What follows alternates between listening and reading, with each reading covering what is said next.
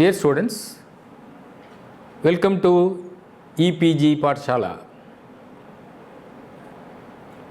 Today, we shall deal with the Rasa theory of Bharata. It is very, very important as far as Indian aesthetics is concerned.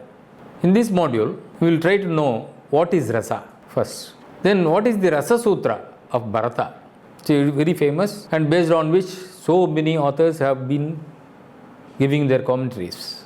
And next we will know the various type of bhavas. And then we will know the classification of rasas. See, Bharata's Natya Rasa is a very popular treatise on dance and drama. And of course it gives information about the poetical compositions too. Kalidasa in his text drama Vidya-mitra says, Natyam Bhinnaruchehe Bahudapyekam Samaradakam.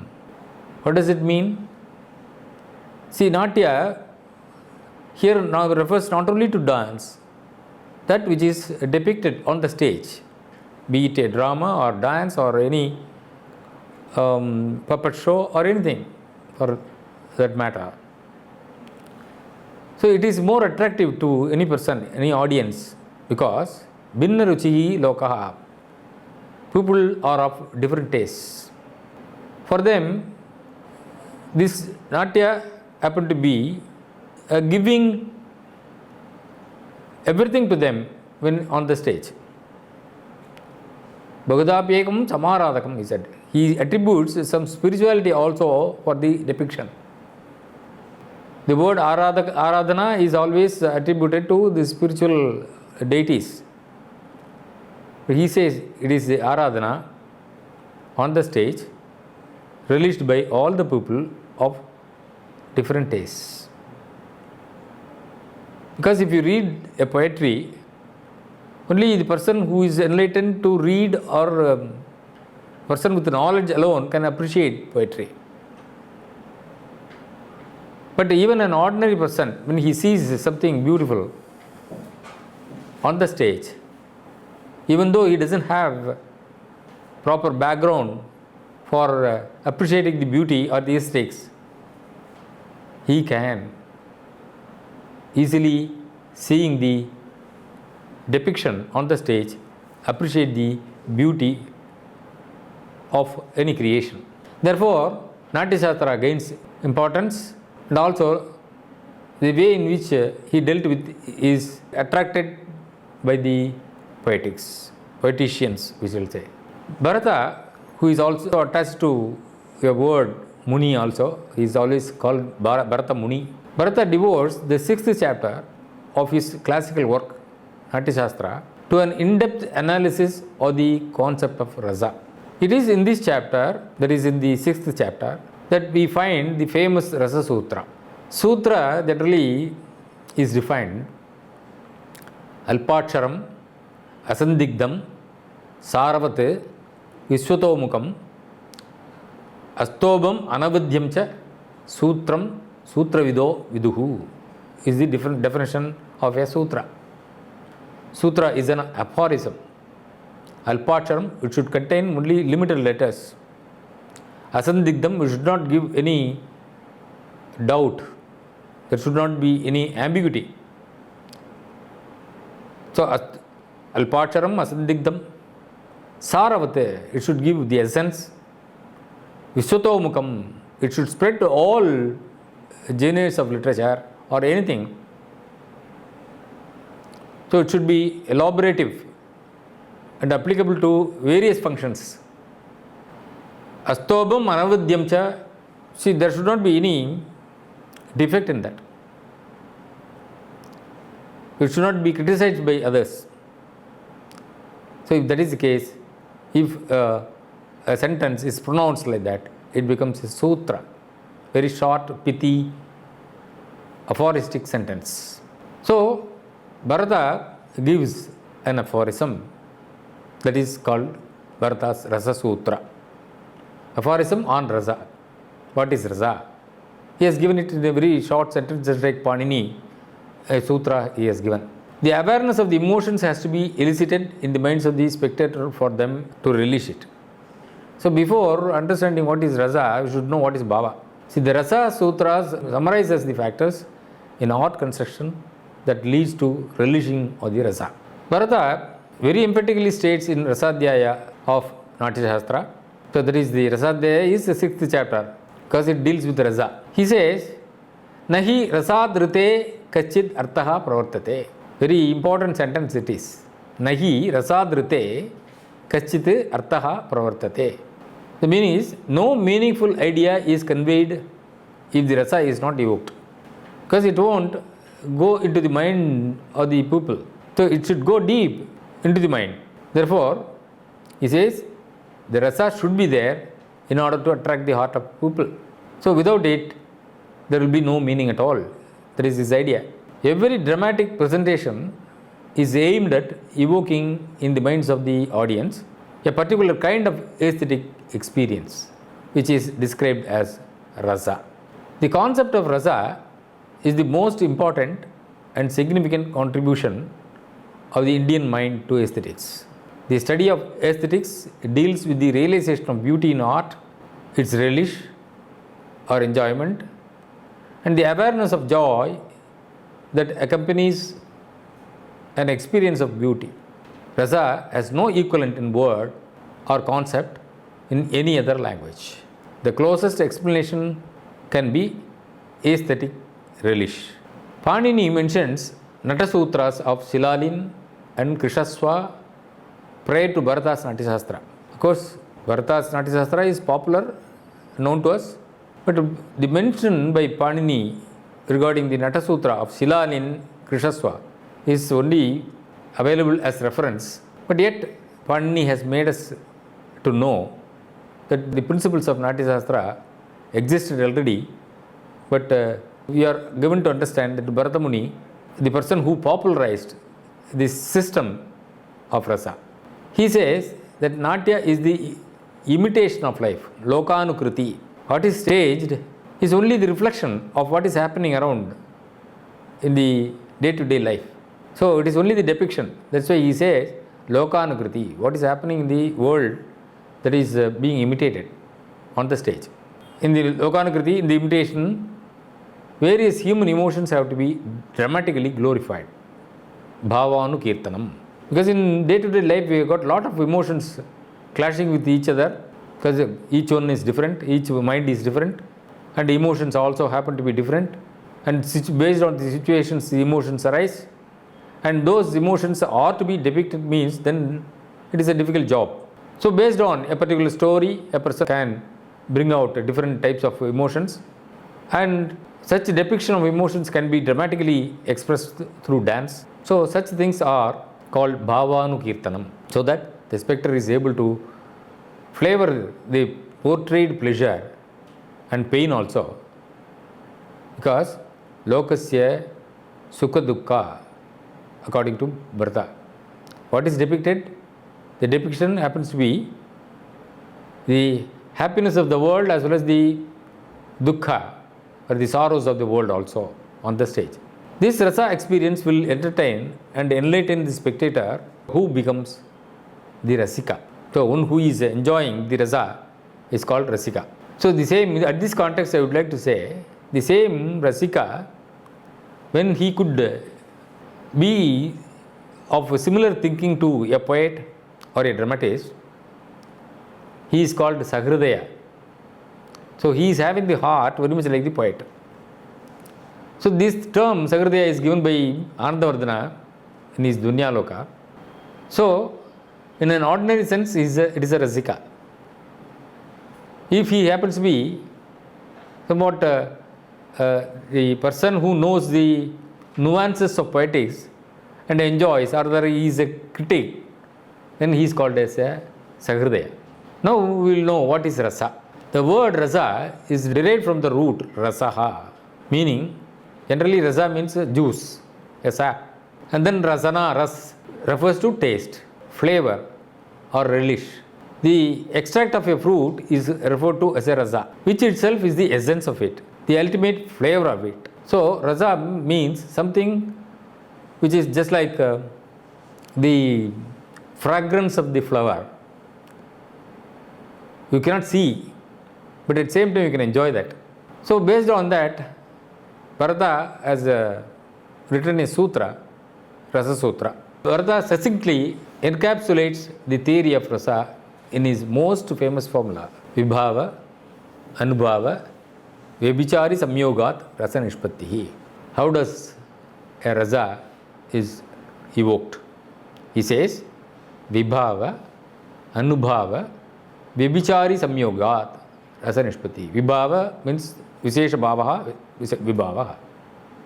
Anubhavaha means that which is following, that helps that Vibhava, Vishesha Bhava, which is enhancing that Vibhava. Then vyabhichari Bhava, that is a fleeting Bhavas around him, what are all the situations we can say. So all these things, when they are coordinating and harmonizing, then it becomes a rasa. So the rasa nishpatti means that is the, how does rasa originate? It is because of Vibhava, Anubhava and Vyabhichari Bhavas. Samyoga means it is a combination of all these three. The aesthetic relish, that is the supreme delight, which is called rasa, is produced, that is called as rasa nishpatti, by a combination of the determinants, that is Vibhava, Anubhava, as I told you earlier. Next, what is rasa? Bharata explains rasa as the essence derived from the various ingredients. He gives the parallel of the extract, rasa got from various condiments, having different tastes. When combined, becomes delectable to taste. Hence, that which can be tasted or flavored, that is aswadya, he says. Delicious good food can be termed as rasa. Now we have got a distinction of rasa as Natya Rasa also. The aesthetic relish, which is possible only through mental perception, is termed as Natya Rasa. So through mind you are able to gauge the feelings of the actor or the rasa arising out of the situation is called Natya Rasa. Even the terms Vibhava, Anubhava and Vyabhichari Bhava refer only to stage representations according to Bharata, not to realities of life. It naturally follows that what they produce should only be Natya Rasa. So the sentiments pertaining to the dramatic spectacle presented on the stage is Natya Rasa. One enjoys experiencing the emotions with the artist and sometimes even visibly expresses it by shedding tears or laughing spontaneously, seeing something humorous on the stage. Something pathetic means then even the Rasika happens to be shedding tears. But both the artist and the spectator are well aware that neither of them is going through it in reality. The actor acts it because he has to depict a particular emotion and accordingly he shows his features on face and in his limbs, and that is witnessed by the spectator. He also knows that it is not a reality, but at the same time his heart, his and mind are coordinating with each other to realize that rasa depicted by the actor on the stage. This enjoyment is called Natya Rasa. Then Rasa and Bhava definitely go together. The sixth and the seventh chapters of Natya Shastra, known as Rasadhyaya and Bhavadhyaya respectively, together bring out the concept of Bhava and Rasa theory. Hence become the bedrock for all deliberations on aesthetics, including the most brilliant contribution of Abhinavagupta, whose Abhinava Bharati remains till date the best commentary on the Natya Shastra. Bhava is derived from the root bhu, bhavati, that is to become, to come into existence. Bharata gives a causal quality to bhava, saying bhavayanti iti bhavaha, that is a thing or mental state that brings its awareness or makes one conscious of it, which pervades one like a particular smell, that is called bhava. Sthaayi Bhaava. Bharata says that bhava, namely sthaayi, pervading stable emotions. There is always with one, either the spectator or any person, a rasika, And these Sthaayi Bhavas are of 8 types. We will see later. Then vyabhichari Bhava, he says, because the definition of Bharata with regard to rasa is vibhava, anubhava, vyabhichari samyogat, rasa nishpatti. And the number of vyabhichari Bhavas happen to be more, numbered to 33. And the Satvika Bhava, you have got 8 Satvika Bhavas, totaling to 49 Bhavas. They are Rati refers to love, Hasa means humor, Shoka, grief, Krodha, anger, Utsaha, heroism, Bhaya, fear, Jugupsa, sort of disgust, and Vishmaya, wonder. With regard to Vibhava, they are called determinant in English, which is the cause or the Karana, which is of 2 types. Karana means what? Inducement of rasa. They are of 2 types called Alambana Vibhava and Uddipana Vibhava. The main stimulating cause is termed as Alambana Vibhava, the determinant, which determines how a rasa has to be evoked. And the environmental factors that are additional causes in evoking an emotion is termed as Uddipana Vibhava. Uddipanam, excitement. Now we shall see what is Anubhava. Bharata mentions Anubhavyate anena vaksangatva abhinaya iti Anubhava, which means that the Anubhava is something that is equipped with walk, speech, anga, physic. So through words you can bring out the essential factor of rasa. These are all the components. Then anga, physic, by action, and sattva from heart are having supreme quality. When a person speaks, when a person gesticulates, then you will try to find out what is there in his mind and what is the mood that he has. So from the very face itself, as people used to say, face is the index of mind. So like that, by seeing the anga itself, you can find out what is going on in the mind of a person. Then Anubhava is the consequent physical reaction through action, word, and facial expression that follows. That's why it is Anubhava. So you have in your mind some sort of feeling which is being expressed, and the expression happens to be through physical reaction. The mental expression comes through either through words or through your physical actions, facial expression, etc. So they are called Vibhava. Then Vyabhichari Bhavas, it's a fleeting Bhava. It is also called as Sanchari Bhavas. Sancharati, Vyabhicharati, these are all the synonyms. The Vyabhichari Bhavas, also known as Sanchari Bhava, or transitory, fleeting emotions. They are based on psychological states of mind. Vyabhichari Bhavas are 33 in number. They are Nirveda, that is despondency, Glani, that is weakness. So these are all the expressions. And before expressing it, these are all there already in the form of Bhavas. And then Shanka, that is suspiciousness. So somebody comes and then he is talking to you, being a stranger. You may have some doubt with regard to him, whether he is a right person or wrong person. What is his background? Will he be helpful? So like that. So there is there inside, but unless and until you are ventilating through bhavas, you can't identify it. So that's why only the expressions are required. So before that, what are all the things? That is the very these 33 Sanchari Bhavas are special to Indian aesthetics, because they have got the study of each and every minute emotions of the mind. Then Asuya, envy, Mada, inebriation. That means you have got ego. You express it through your words and physic. And then Shrama, exhaustion.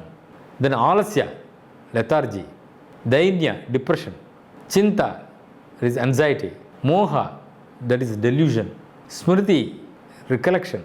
Dhriti, fortitude. Vrida, bashfulness. Chapalata, inconstancy. That means he is a cat on the wall. He is not able to take decision. He goes this way, that way, and he has no stable mind. That is Chapalata. Then Harsha, joy. Avega, excitement. So all of a sudden he gets excited. So that is also an emotion. And Jadata, stupefaction. He says, I don't know what to do. Kim kartavyata mudosmi. At this juncture, I don't know. I am blank, blinking. So there is also Jadata, stupefaction. Garva, arrogance. Vishada, despair. Then Autsukya, impatient curiosity. Because he is not able to wait. Immediately he wants to know. So that is called Autsukya. This is caused out of Utsaha, that is curiosity. Nidra, sleep. Apasmara, that is loss of memory. That is also brought as the emotion. Swapna, dreaming. Prabodha, awakening. That is when he is awake to all situations and circumstances. Amarsha, indignation. Avahita, dissimulation. Ugrata, cruelty. Mati, self-assurance.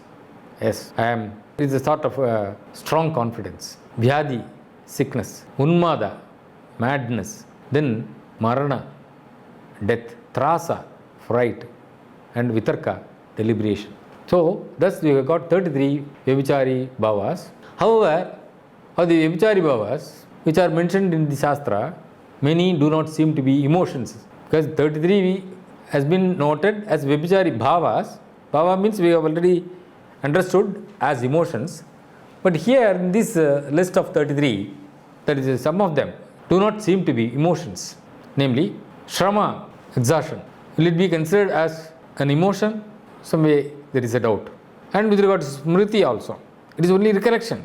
So recollection how can recollection be counted as emotion? So there is a doubt also in that. Moreover, they appear as situation and stage in life, like Marana, death. So death cannot be an emotion. But here we should understand that this bhava means that type of experience you have. In Marana, what will happen? There should be some emotions coming out of either hearing the death of a person or experiencing one's own kith and kin dying. So how to bring it into that emotion, how we can bring it out? Maybe it is a grief. It may go into grief. But yet, that grief is totally different from other types of grief. See, Marana experience is totally different from the experience of other types of shoka, sorrows. So, in order to perhaps distinguish that bhava, certain experiences are added as bhavas in the vyabhichari bhavas. Of course, that is fleeting, you should remember. It comes and goes, that's all. It doesn't stay. That's why people always say, Marnantani Vairani, even if you have some sort of, this is said by Rama in Ramayana. With regard to Ravana, when the question was posed, he says, no, Marnantani Vairani. If you have any anger towards any person, or the enmity towards him, that comes to an end with his death. I remember there is a saying by an English poet, death the leveler.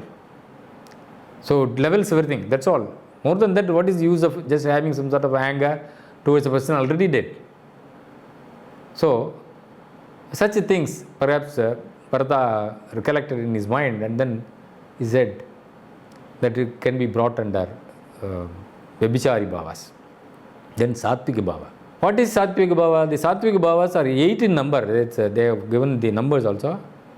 They are the physical manifestation of intense emotion. So emotion, of course, is there. But if it happens to be so intense, then that is to be brought under some category. That's why even there is a small distinction between the emotion, krodha, as well as generally anger is divided into two types, kopa and krodha. Kopa is some anger, immediately that comes out because of something which you are not able to relish, and your emotion, the outburst that comes immediately is kopa. That will come to an end. After something is done better, okay, he is satisfied, okay, the kopa comes to an end. Krodha is something different in the sense, somebody has done something wrong to you. You always keep it in mind. You are waiting for an opportunity to just see how it can be punished. So that is always, you are holding it. But Kopa you don't hold. That is a temporary, fleeting. But Krodha is ever with you. Not only with a person's revenge is made, even afterwards. You don't forget it also. So like that, you got a distinction made. There is intense emotion. They are stamba, paralytic. It is always there. It doesn't move. Sweda, sweat. That is, sweating in the sense when you are having some sort of fear or the highest emotion, automatically it sweats in your body. That is always there with you. Then romancha, horripilation. Suddenly you enjoy something, enjoyable thing, or something. This happens generally with regard to the people who are bhaktas. When they go to the shrine, the devotee is exhilarating, and then he says, horripilating, each and every hair in my body is standing erect by seeing the Lord, like that. Then Swarabheda, change in the voice, that is the intonation. Sometimes you shout, sometimes you are slowly speaking, based on the situation. You don't want the situation to become bad. And this is used just for the sake of showing your intention in your mind. Why you are doing that? So there is what you call authoritative. Why you are doing it? Then is a question. So like that, the Swarabheda also changes the meaning also at times. It is just like asking Natya, see whether you have, how about your health? See, in Tamil, they say, Odambu eppadi irukku. That means what? How is your health? Same thing, Odambu eppadi irukku. It means that gives a different meaning. That means whether you require some punishment for your body, you are asking. So like that Swarabheda, that is intonation, makes a difference in the meaning, and also it causes the emotion to get expressed. Then Vepatu, trembling, shaking of body due to some reason, by observing certain situations, or trembling. Then Vaivarnya, change of color. All of a sudden his face changes, we say, because of the emotion that he has got in his mind. If he doesn't like a particular idea that focused before him, he shrinks his face, and at that time you can observe that his color of the face is a little changing, either as red if it happened to be anger, or if it is disgust, it will be black. Then Ashru, shedding tears. So it may be caused due to sorrow, or sometimes it may be due to the happiness also. It's Ananda Ashru, we call it. Then Pralaya, loss of sense, fainting. It is an amazing analysis of human emotions put in a nutshell. So this will be highly helpful for these doctors or people who analyze psychology. Then Bharata's classification of 8 rasas. Bharata says, Shringara, Hasya, Karuna, Veera, Raudra, Bhayanaka, Bibhatsa, Adbhuta. Shantha he doesn't refer to in his, so 8 rasas, namely Shringara, that is amorous, erotic. Then Hasya, comic. Karuna, pathos. And then Raudra, horror or furious. Veera, heroism or valorous. And then Bhayanaka, fear or horrific. Disgust or repugnant, that is Bibhatsa. And then Adbhuta, wonder. See, these are the 8 rasas advanced by Bharata. Shantha was added as the 9th at a later stage. Just as in music, a procession of notes in certain combinations reveals the characteristic melody of a whole or raga. For example, see, we have got only 7 swaras. Sa, Ri, Ga, Ma, Pa, Da, Ni, Sa. With that combination, different types of combination, we are able to evoke certain ragas. Like that, certain emotions, the combination of emotions. Similarly, the combination of emotions gives rise to the rasa as an aesthetic pleasure. The number of rasas. Since it is Sthaayi which attains the rasahood, because Sthaayi Bhaava, Sthaayi Bhavo rasasmrtaha. Actually, with all the combination, you get a Sthaayi Bhaava. That Sthaayi Bhaava is nothing but rasa. That's what people say. The number of rasas corresponds to the number of the sthayis. So, vibhava, anubhava, vyabhichari samyogat, rasa nishpati, vibhava, anubhava and vyabhichari joined together create a sort of a Sthaayi Bhaava, and that Sthaayi Bhaava happen to be deciding the rasa. So, if that is the case, all the 8 rasas should have sthayis. That is, Sthaayi is nothing but a bhava prior to the pakwa of the rasa. So, there are about 8 sthayis as far as 8 rasas are concerned. Rati, Shoka, Krodha, Utsaha, Bhaya, Hasa, Jugupsa, Vismaya, Shama. Up to Vismaya, Bharata has given the Sthaayi, because 8 rasas only he deals with.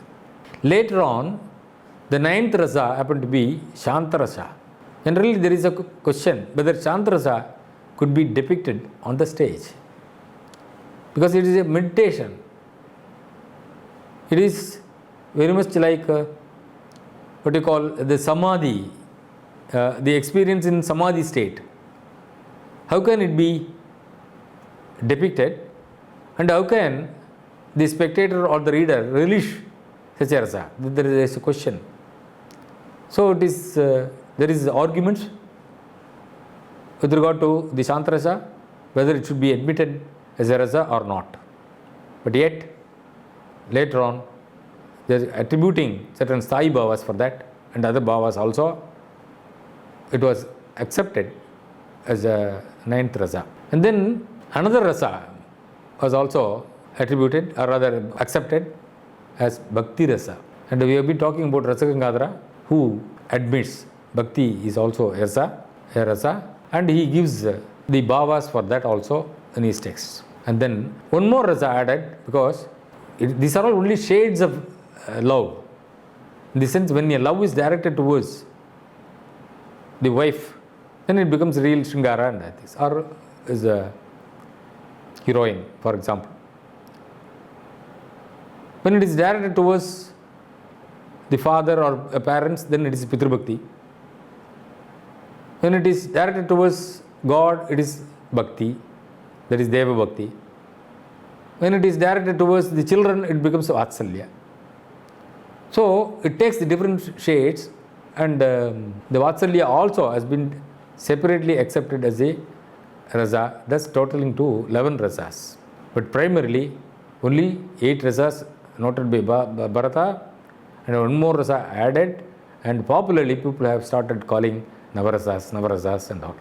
So, is Shantha the 9th rasa? As I told you, it's a question. Natya Shastra does not make it clear whether Shantha was recognized by Bharata as a sentiment. Bharata recognizes, of course, Kshama, calmness, as the dominant emotion, because that is the base for Shantha Rasa. So one should have Kshama. Ascetic elements which have existed from very ancient times should have, under the influence of the Mahabharata, because in the Mahabharata, lot of ascetic elements are there. And of course, there is a discussion also in the Dunya Loka written by Anandavardhana, wherein the question arises, what rasa is predominant in Mahabharata? Because we come across a lot of things, fight, horror. All the other rasas are also there, playing a vital role, because it happens to be the mega story, Mahabharata. So there, the question is, which rasa is predominant? Because eko raso angīkartavyaha. See, if at all a person is just writing a big poem, then that should have one rasa predominant. The other rasas should be subordinate to it. Therefore, the question arises whether Mahabharata has got, while having lot of rasas, whether it has got a predominant rasa, and if so, what is that rasa? Then the conclusion happened to be Shantha Rasa.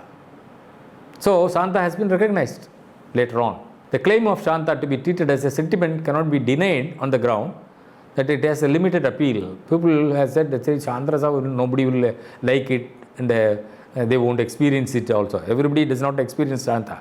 Therefore, people said that it is because of non-appeal to the audience, you cannot deny the existence of Shantha Rasa. It is the main sentiment in Nagarnanda. See, perhaps Sri Harsha wanted to depict Shantha Rasa in some of his play. So he wrote Nagananda, wherein he depicted the Shantha Rasa. It is probable that this play started the inquiry of the claims of Shantha to be treated as a sentiment. Udbata was the earliest writer to mention Shantha as a sentiment. The Rasa and Bhava. Several emotions follow one after the other, one replacing the other, strengthening the Sthaayi Bhaava of each stage, till finally the Sthaayi Bhaava is established. And there is Rasa and Bhava. The cultured and the learned persons taste and relish the well-established dominant mood, Sthaayi Bhaava, created by various Bhavas.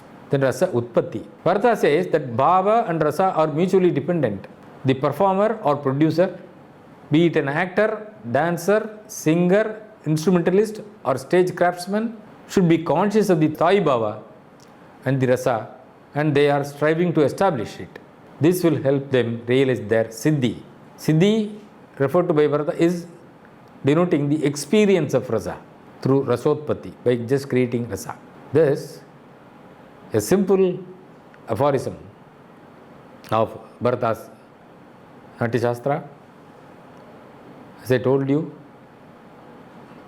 that is Alpaksharam, Asandigdam, Saravat, Vishwatomukam.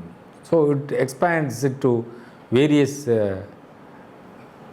places, and especially in drama as well as in the poetry, which happen to be the prime force or the spirit behind every art and aesthetics. Thank you.